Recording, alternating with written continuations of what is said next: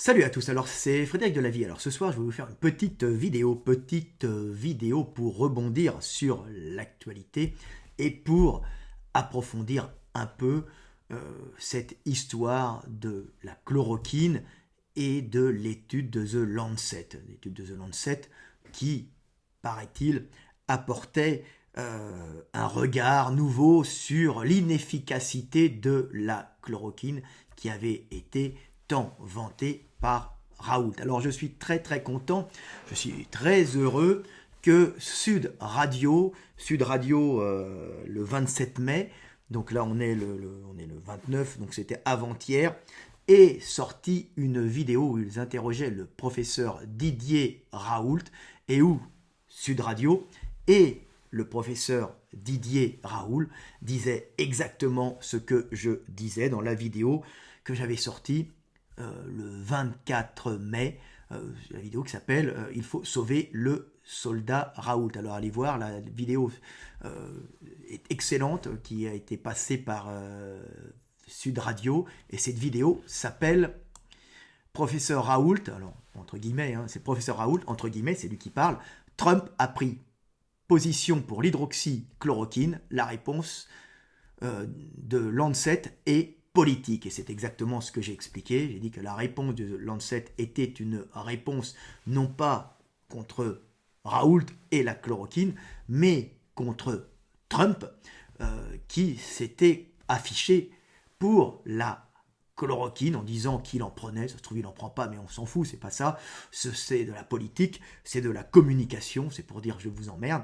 Et Trump s'était affiché pro-chloroquine et ses ennemis, justement, avaient sorti une étude visiblement complètement, pas bidon, mais faite à l'arrache, mais une étude qui coûte très cher, et vous allez comprendre qui est derrière cette étude et pourquoi elle est sortie. Elle avait tout simplement, mais je vais approfondir, été sortie pour ridiculiser Trump en sortant cette étude qui montrait que Trump prenait quelque chose qui est dangereux pour le peuple, pour tout le monde.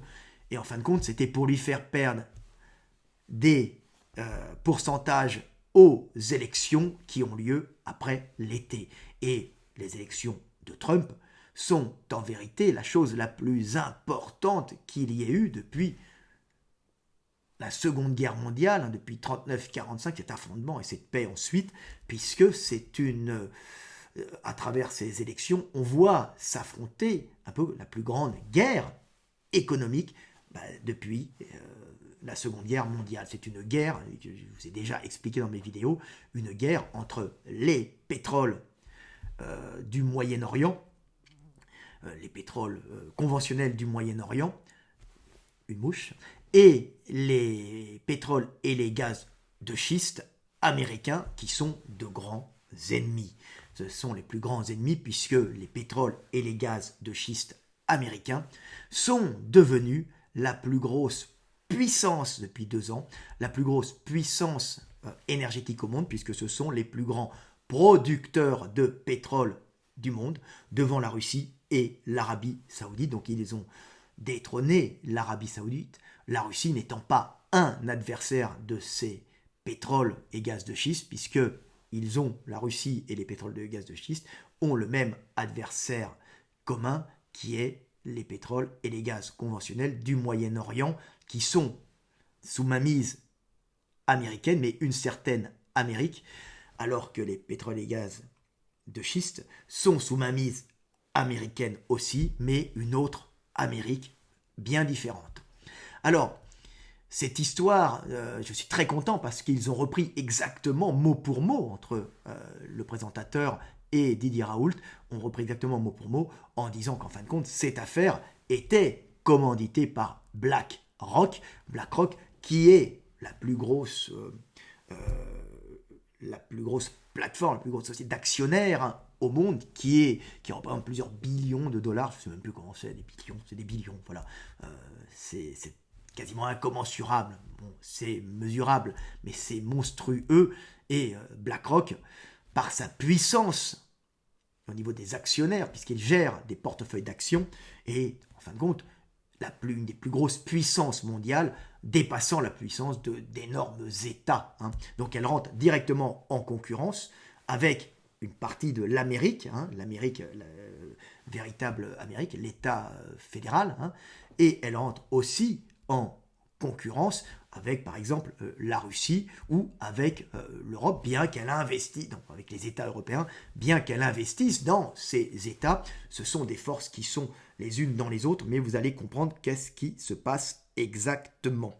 Alors, l'étude de The Lancet a été à la base financée par des groupes de labos pharmaceutiques, puisque maintenant on est obligé de signaler, hein, quand on fait des études comme ça, qui finance ces études. Hein, ce n'est pas, c'est censé être opaque, mais ça ne l'est pas tant que ça. Et vous allez remarquer que cette étude qui a été financée à la base, qui n'était pas forcément une étude totalement contre Trump ou totalement contre Raoult, mais qui a été ressortie au bon moment pour attaquer Trump. C'était une étude qui était faite pour porter des coups entre labos, entre eux, pour Big Pharma. C'est l'affrontement interne de Big Pharma, si vous voulez.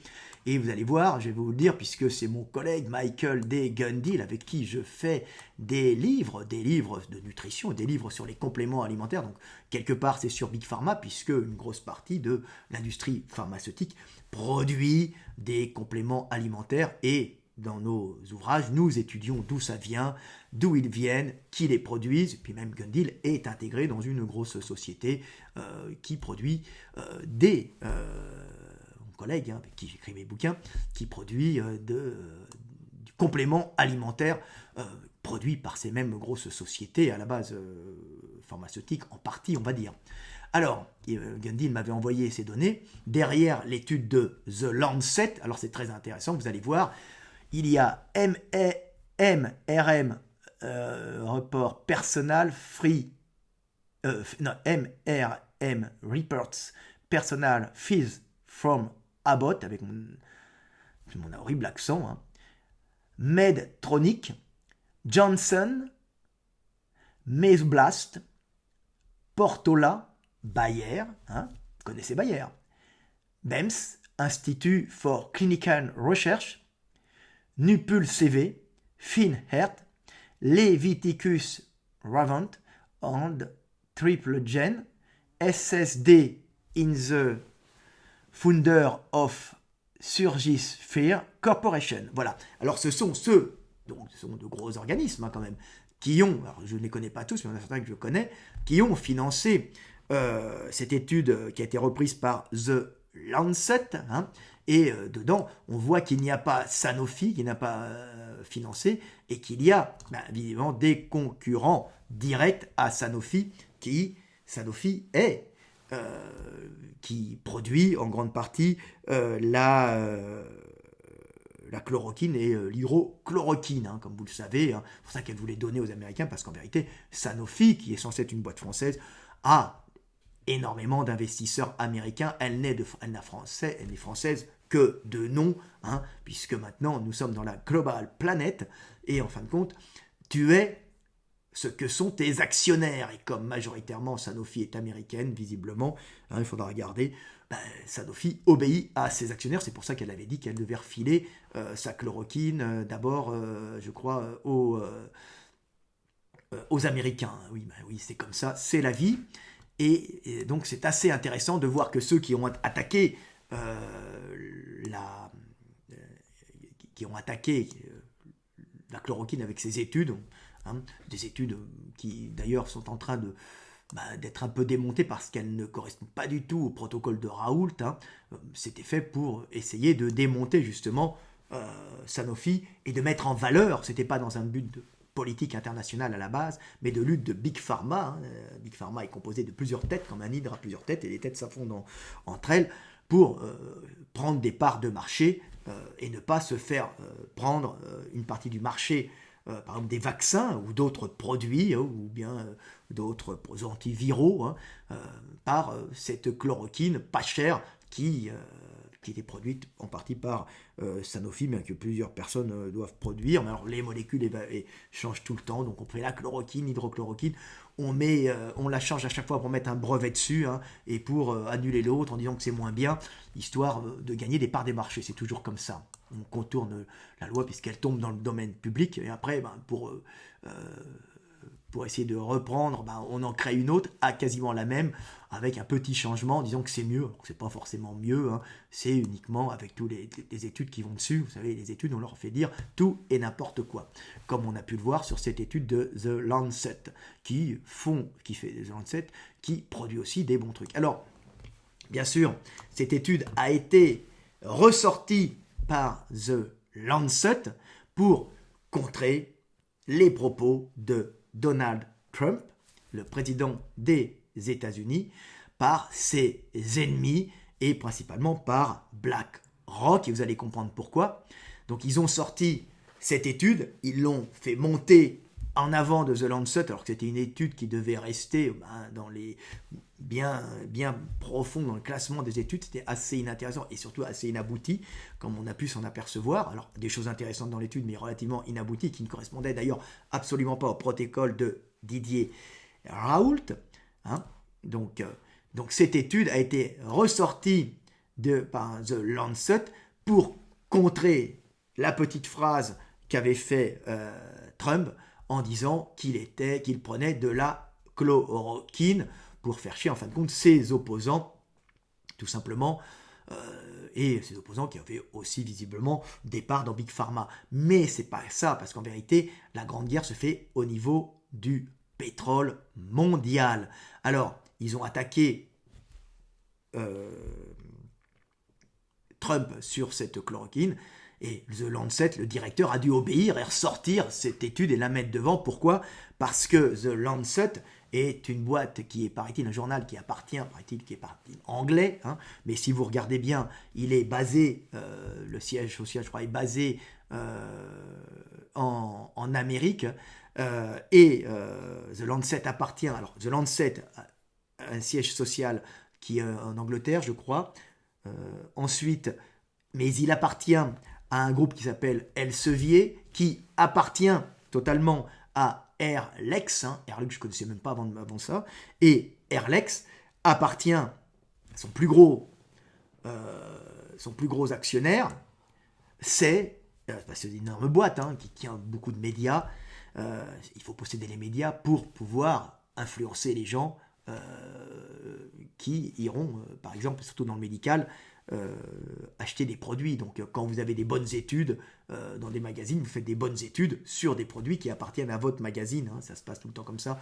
Bon, la politique c'est la même chose. Donc Airlex appartient en partie à BlackRock. Donc BlackRock est le plus gros actionnaire de Airlex, donc elle fait pression sur The Lancet en disant faites-nous passer cet article devant tout le monde. Bon, le mec va le faire passer devant. C'était fait pour contrer, bien sûr, Trump.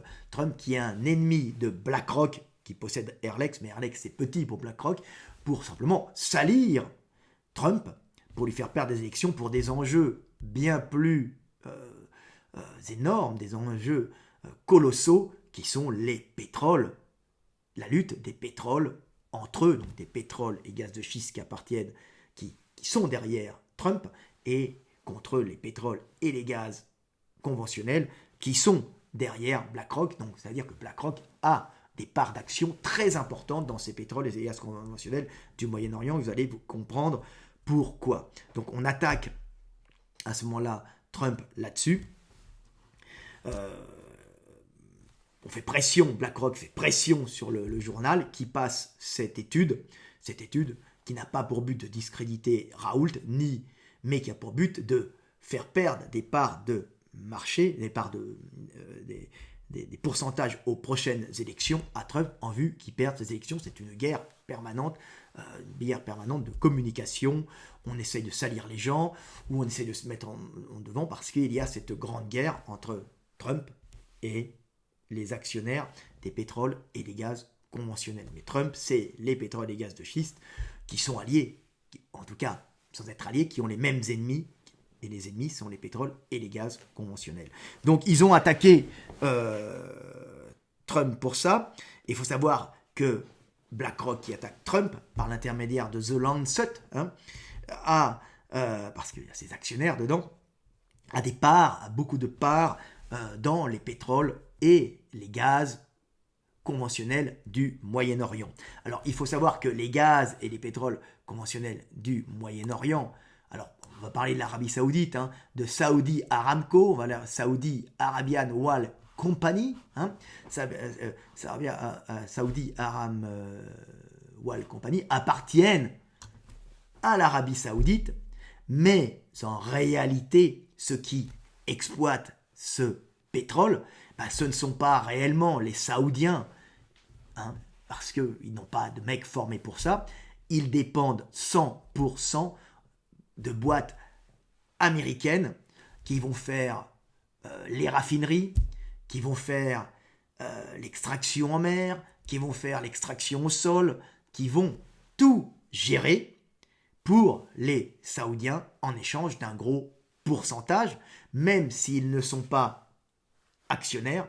C'est eux qui sont payés des fortunes, donc ces grosses boîtes qui gèrent toute la technologie d'extraction du pétrole, et ils sont payés des fortunes par Saudi Aramco qui produit ce pétrole et qui l'exporte dans le monde entier. Mais en vérité, beaucoup, par l'intermédiaire de ces boîtes qui supervisent toute cette extraction, beaucoup d'argent revient dans les poches des actionnaires américains, dont BlackRock, qui est actionnaire, alors ça paraît petit, mais qui est actionnaire de toutes ces boîtes, majoritairement, qui exploitent ce pétrole, et qui est par... Alors, souvent, il est actionnaire principal de ces boîtes, mais il peut être aussi actionnaire par l'intermédiaire d'autres boîtes où on ne le voit pas, où il est actionnaire d'autres boîtes qui sont actionnaires principales ou actionnaires minoritaires.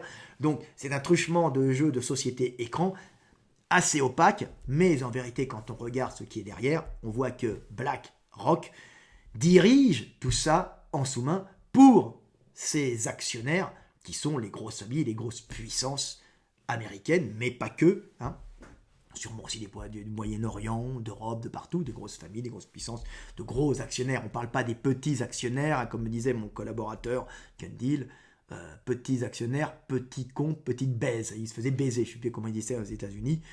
Enfin, donc, il n'y a que les gros actionnaires qui comptent, les autres, ils sont là pour... on rigole, quoi. Donc voilà, c'est pas l'intermédiaire de ces boîtes qui exploitent le pétrole que l'Amérique récupère l'argent des Saoudiens. Donc c'est énorme, c'est le combat entre les gaz de schiste qui sont devenus la première puissance et les pétroles du Moyen-Orient. Et donc ces pétroles du Moyen-Orient sont en train d'être coulés littéralement par Trump qui a relancé les pétroles et les gaz de schiste, qui avait pris un coup de semonce parce que la présidence Obama avait relancé les taxes sur les pétroles et les gaz de schiste qui avaient été lancées à l'époque par les Bush, alors je ne me souviens plus qui c'était, pour couler la Russie en inondant, je crois, de pétrole le monde, en faisant baisser le cours du pétrole. Donc ils avaient lancé l'exploitation de ce pétrole et de gaz de schiste qui n'est pas tellement rentable. Il est rentable, mais il ne gagne pas d'argent, mais il fait fonctionner un pays entier. Donc c'est parfait pour l'Amérique recentralisée de Trump. Mais à l'époque, c'était des puits indépendants, puisque il faut savoir que le sous-sol américain appartient à celui qui possède la parcelle de terrain et non à l'État. En Russie, c'est l'État qui va posséder le sous-sol en partie. En France, par exemple, le sous-sol appartient, en tout cas pour ce qui est du pétrole, à l'État. Pas des sociétés privées ont le droit d'exploiter, mais ça appartient à l'État. Chez les Saoudiens, ça appartient aux Saoudiens, pas à des privés. Aux États-Unis, ce sont des indépendants. Donc ce qui se passe, c'est que c'était des associations, l'Amérique est très associative, d'indépendants qui s'étaient mis ensemble pour pouvoir financer ça. Puis ils étaient allés à Wall Street faire leurs emprunts, à la banque, pour pouvoir financer toute la production, parce qu'il fallait innover, puisqu'il n'y avait pas encore de technologie pour sortir ce pétrole et ce gaz de schiste. Ils sont devenus leaders mondiaux là-dedans. Il y aura sûrement des boîtes comme Schlumberger ou autres, je ne sais plus, il y en a pas mal qui bossent dedans.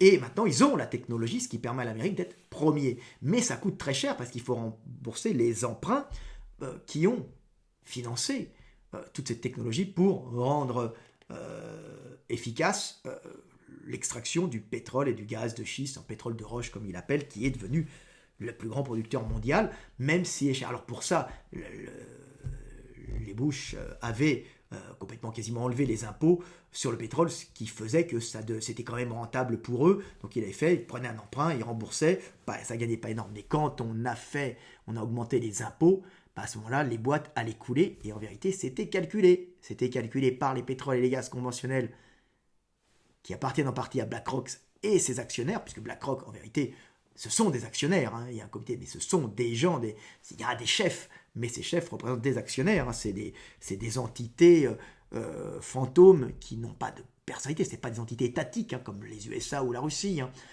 C'est des espèces d'entités fantômes, avaient calculé, hein, avec leurs actionnaires, qu'ils allaient ruiner les pétroles et les gaz de schiste du Moyen-Orient en leur faisant payer à Wall Street le financement de la technologie et de l'extraction du pétrole et gaz de schiste. Et après, ils allaient, par l'intermédiaire de mecs comme Soros, qui financent les Verts, les écolos, hein, ils allaient créer tout un mouvement de contestation parce que ça pollue. Bon, ça pollue, mais bon, en Afrique, regardez, le pétrole, il pollue aussi, et c'est pas du pétrole et gaz de schiste. Hein. Regardez au Nigeria, le drame du Nigeria. Hein, c'est dégueulasse, hein, et on n'en fait pas tout un pataquès. Hein. Donc, ils avaient prévu de couler le gaz, mais c'est un plan à 20 ans, le gaz et le pétrole de schiste, en faisant remonter les impôts, ce qui fait que les mecs ne pouvaient plus rembourser les emprunts, allaient faire faillite, et en fin de compte, pétrole et gaz du Moyen-Orient, donc BlackRock et ses actionnaires, allaient racheter ce pétrole américain à des pauvres rednecks qui s'étaient associés, ou autres, hein. C'est comme des grosses familles, mais indépendantes qui possèdent la terre, qui faisaient faillite parce que les impôts étaient remontés, parce que des Verts avaient gueulé, hein, avec bien sûr la bande à Soros ou à d'autres qui ne sont des hommes de paille, hein, qui financent en vérité tous ces Verts, qui ont raison d'ailleurs, hein, mais parce que pour créer un mécontentement et pour justifier une augmentation des impôts, pour arrêter ce gaz de schiste, et en vérité pour le faire couler et le faire racheter par les gaz et pétroles conventionnels du Moyen-Orient, qui eux sont condamnés à plus ou moins long terme à faire faillite, puisque leurs chiffres sont vus à la hausse. En vérité, on réinjecte de l'eau par en dessous, et il n'y a plus assez de pétrole et de gaz de schiste, et bientôt il y aura des cailloux. Alors il y en aura pour 10 ans, 15 ans, mais ils auront des cailloux, ça vient vite, hein, 10, 15 ans. Ils auront des cailloux et pas de pétrole. Ils avaient prévu de racheter toutes ces pétroles et gaz de schiste, où il y en a au moins pour 30 ans minimum, si ce n'est pas 50. Donc voilà ce qui s'est passé. Malheureusement, Trump est arrivé, et Trump a relancé le gaz de schiste, a empêché ce système d'imposition de se mettre en place aux États-Unis qui allait couler le pétrole et le gaz de schiste pour relancer ce gaz de schiste. Et il l'avait dit, et ce gaz de schiste est monté, est devenu la première puissance énergétique mondiale qui mettait le pied sur la tête au pétrole et au gaz conventionnel du Moyen-Orient. Et voilà pourquoi ils ont attaqué avec The Lancet. Vous voyez que tout est lié, c'est très très très intéressant de voir comment ça fonctionne. Et c'est pour ça, en fin de compte, que cette étude est sortie pour faire perdre des pourcentages à Trump, hein, puis ça a arrangé aussi Big Pharma, comme je vous l'ai dit, des luttes internes à Big Pharma. Donc voilà ce qui se passe. Le pétrole et le gaz conventionnel du Moyen-Orient est pris à la gorge, hein, puisqu'il sait qu'il va progressivement disparaître. Et bon, les actionnaires vont devoir se barrer. Ils ne savent pas où, ils voulaient racheter donc BlackRock voulait se barrer. Alors BlackRock est partout, on ne va pas pleurer sur BlackRock, il va s'en sortir, mais il va quand même s'affaiblir s'il perd les gaz et les pétroles du Moyen-Orient, hein, puisqu'ils sont condamnés à disparaître. Donc c'était une tentative de calcul qui a été fait. Il n'y a pas que BlackRock dans cette histoire, hein, il y a beaucoup d'organismes. Donc voilà ce qui s'est passé. Alors cette histoire, qui est une grande guerre mondiale pour l'énergie, retombe sur le professeur Raoult, puisque cette histoire avait pour but de discréditer l'hydroxychloroquine, la chloroquine, pour discréditer Trump. Mais bien sûr, le gouvernement français a récupéré cette histoire, hein, pour attaquer Raoult, tout simplement parce qu'il fallait porter l'attention sur un individu médiatique afin de faire oublier tout simplement l'histoire des masques et la mauvaise gestion de crise d'un gouvernement d'incapable, hein, qui a prouvé qu'il était incapable. Dire c'est une gestion de crise médiocre. Alors évidemment, ils n'ont pas été aidés, puisque Macron n'a fait que récupérer un système médical effondré par les nombreuses gouvernances antérieures, hein, et de plus, il n'a pas su gérer la crise, donc c'est un ensemble. Il a repris une machine qui ne marchait pas, un système médical effondré, hein, puisqu'on on a voulu réduire les coûts de l'hôpital public en éliminant tous les petits hôpitaux de province pour tout remettre dans des CHU, tout grouper, hein, et faire de l'ambulatoire, c'est-à-dire limiter au maximum le nombre de lits pour pouvoir, à ce moment-là, limiter les coûts, hein, et faire des gens qui viennent prendre un traitement et qui se barrent. Mais en cas d'épidémie, on l'a dans la gueule. Et il s'est retrouvé en plus sans les masques, sans rien. Donc, gestion catastrophique, avec une cibette qui dit qu'il ne faut pas mettre de masque, personne ne peut en mettre, avec des élections qu'on continue à maintenir, avec des joueurs de foot qu'on fait venir, des équipes de foot qu'on fait venir, et surtout des supporters qui viennent de zones contaminées, hein. Donc n'importe quoi. Ils ont fait d'abord récupérer un système moribond, plus ils ont fait n'importe quoi. Donc, voyant qu'ils sont en train de couler et qu'ils vont visiblement passer à la vindicte populaire, hein, ils vont avoir des problèmes, et ils essayent d'attirer l'attention sur Raoul en disant, regardez, comme je dis tout le temps, c'est lui qui pue. En vérité, c'est nous qui pétons, c'est lui qui pue. Non, Raoul n'a tué personne.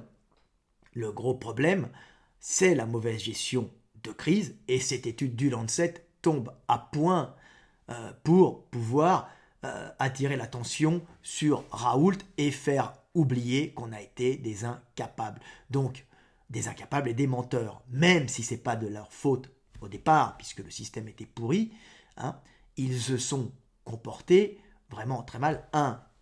En mentant pour cacher au peuple qu'ils n'avaient pas de masque, qu'ils n'avaient pas de gel hydroalcoolique, au lieu de réquisitionner les usines. Alors c'est plus facile à dire qu'à faire, mais au lieu de venir et de dire nous sommes dans la merde, nous avons besoin de faire une réquisition des usines pour les masques. On savait très bien que les masques bloquaient la transmission des virus respiratoires. Ils ont préféré dire non, il y a une phase 1, non, il y a une phase 2, 2,5, une phase 3. Ah, nous arrivons bientôt à la phase 3, mais ce n'est pas encore une épidémie. N'importe quoi. Et nous envoyé une cibette aussi nulle que le gouvernement qu'elle représente, qui était là en train de nous dire que les Français étaient incapables de mettre des masques comme elle-même était incapable de les mettre, hein. Bien sûr, on est le seul pays au monde avec une population de débiles incapables de mettre des masques. Donc, un gouvernement minable qui sait qu'il est minable, qui sait qu'il a menti et qui est en train d'essayer d'attirer l'attention en montrant cette étude sortie à la base par The Lancet contre Trump, hein, et commandité par BlackRock pour des intérêts qui ne sont pas du tout les petits intérêts français, qui sont les plus gros intérêts mondiaux, qui est cette guerre pour les énergies entre gaz et pétrole de schiste américain et gaz et pétrole du Moyen-Orient. Voilà. Petite vidéo, je pourrais encore en dire dessus.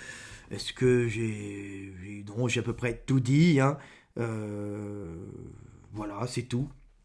Donc voilà, tout a été repris. J'ai un peu approfondi, hein, la vidéo. Donc je suis très content que Raoult et que Sud Radio aient repris mon explication, ce qui permet au peuple de France d'y voir plus clair et de ne pas se faire instrumentaliser, hein, de ne pas subir les mensonges d'un gouvernement qui ne sait pas quoi faire pour pouvoir s'en sortir, bien qu'à la base, il avait hérité d'une situation vraiment pourrie, hein. Mais c'est pas parce qu'il a hérité d'une situation pourrie qu'il ne s'est pas mal comporté. Non, qu'il s'est pas bien comporté. Non, il s'est mal comporté et en plus, il avait hérité d'une situation pourrie. Le fait d'avoir continué les élections, le fait n'avoir pas fait mettre de masque, hein, d'avoir laissé les gens dans les transports en commun, ça nous a fait au moins 10 000 morts de plus, alors qu'on aurait pu passer en dessous des 15 000 morts avec cette épidémie si on avait adopté des comportements simple, puisque visiblement la chloroquine c'est sympa, l'hydrochloroquine c'est bien, mais c'est pas non plus le remède miracle. Hein. L'azithromycine aussi, c'est bien pour lutter contre les bactéries qui prolifèrent quand il y a trop de mucosité, on le sait, mais c'est pas ça qui va sauver. Ce qui sauve les gens, c'est en grande partie des conduites salvatrices qui vous évitent de le choper ou d'en choper trop, de faire un peu d'anticorps mais pas trop, puisque le problème de ces virus, c'est la charge virale. Voilà, de en avoir plein. Et puis comme il était relativement contagieux, les gens se recontaminaient, et puis être tout le temps en contact avec des gens, vous savez, ils n'ont pas mis, au lieu d'isoler les personnes par des tests, ils restaient chez eux, ils contaminaient leur père, leur mère, leur famille, tout le monde se contaminait, la personne contaminée n'était pas isolée, donc n'importe quoi. Donc voilà, petite vidéo du soir espoir, qui j'espère vous aura fait comprendre ce qu'il y a derrière cette étude, ce qu'il y a derrière cette attaque de Raoult, et ce qu'il y a réellement derrière cette étude de The Lancet. Voilà, c'était Fred Delavier, à bientôt et paix sur terre.